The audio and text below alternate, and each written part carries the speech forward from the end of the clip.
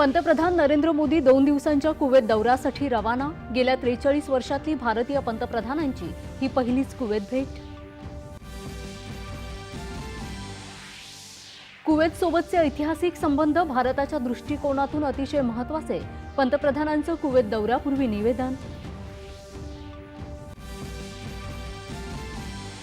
2025च्या हंगामासाठी सुक्या खोबऱ्याच्या हमीभावाला केंद्रीय मंत्रिमंडळाची मान्यता।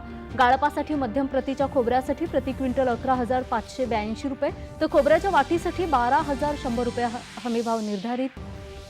केंद्रीय वित्तमंत्री निर्मला सीतारामन यांच्या अध्यक्षतेखाली आज जैसलमेर इथं जीएसटी परिषदेच्या 55व्या बैठकीचं आयोजन।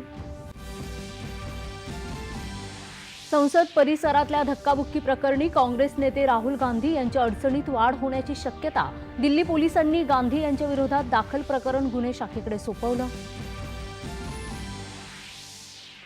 विधानसभेत अंतिम आठवडा प्रस्तावावर चर्चा सुरू। विविध मुद्द्यांवर सदस्यांचे आरोप आणि मागण्या।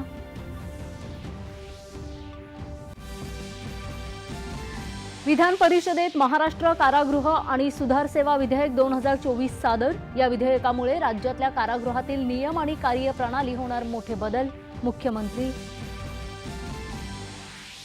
कल्याणमधल्या मराठी कुटुंबाला मारहाण प्रकरणी अखिलेश शुक्लाला खडकपाडा पोलिसांकडून अटक। बेकायदा अंबर दिवा लावल्याबद्दलही ठोठावला दंड।